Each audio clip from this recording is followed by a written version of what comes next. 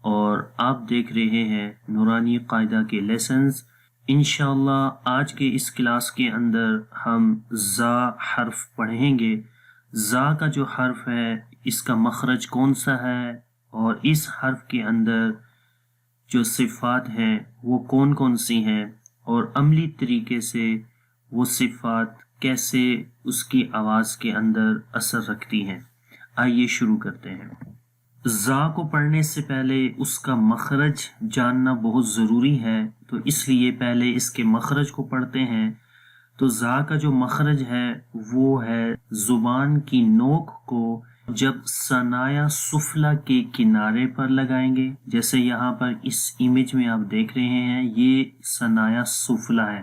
ثنایا دو کو بولتے ہیں، سفلی نیچے والے، یعنی فرنٹ جو نیچے والے دو دانت ہیں سامنے والے۔ جب زبان کی نوک اس کی اندر والی سائڈ پہ، یہاں انر سائڈ، اندر والی سائڈ پہ لگے گی مع اتصال ثنایا علیہ، یعنی کہ اوپر ثنایا علیہ کی، یعنی اوپر والے جو دو سامنے والے دانت ہیں ان کا ثنایا سفلی کے ساتھ جو ہے وہ آپس میں وہ ملے اور زبان کی نوک اندر والی سائڈ پہ ثنایا سفلی کے کنارے پہ لگے، تو یہ زا کا مخرج ہے۔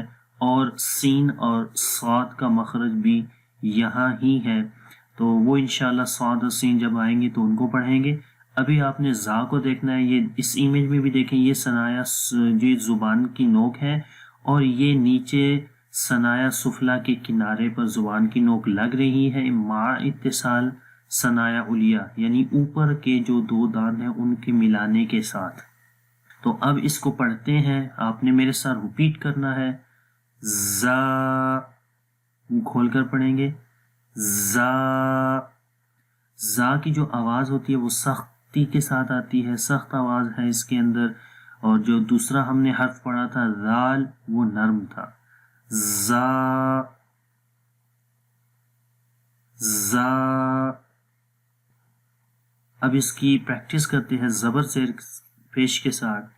زا زبر زا، زا زبر زا، زا زیر زی، زا زیر زی، زا پیش زو، زا زی زو۔ یہ تو زا کا مخرج تھا۔ اب اس کی صفات پڑھتے ہیں۔ تو زا کے اندر جو پہلی صفت ہے وہ صفت جہر ہے۔ جہر کا مطلب ہوتا ہے کہ سانس بند ہو جاتا ہے جب ہم اس کو پڑھتے ہیں۔ حمزہ زا زبر از، تو دیکھیں سانس بند ہو گیا، جاری نہیں رہ رہا۔ رخاوت نرمی کے ساتھ پڑھیں گے اور آواز مخرج میں جاری رہتی ہے۔ از، از، ٹھیک ہے، از۔ اس کے بعد نیکسٹ ہے استفعال، باریک پڑھیں گے اس حرف کو۔ زا موٹا نہیں پڑھا جائے گا۔ انفتاح ہے، یعنی کہ زبان اور تالو کے درمیان آواز کا انحصار نہیں ہوتا بلکہ آواز باہر نکل جاتی ہے، اس لیے اس کے اندر صفت انفتاح بھی ہے۔ اور اسمات ہے، آواز سختی کے ساتھ اپنے مخرج سے پڑھی جاتی ہے، جیسے زا۔ اور صفیر ہے، یعنی اس کے اندر سیٹی کی آواز آتی ہے۔ ان تینوں حروف کے اندر سیٹی کی آواز آئے گی، تو جیسے ہم پڑھتے ہیں ز، دیکھیں زا، زا، تو یہ صفت صفیر ہے، یہ بھی آپ نے یاد رکھنا ہے۔ اب اس کی پریکٹس کرتے ہیں۔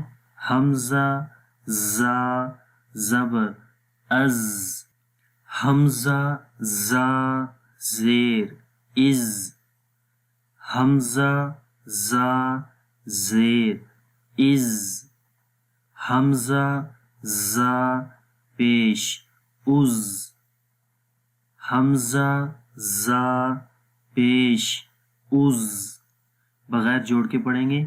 از، از، از، از، از، از، زا، زا۔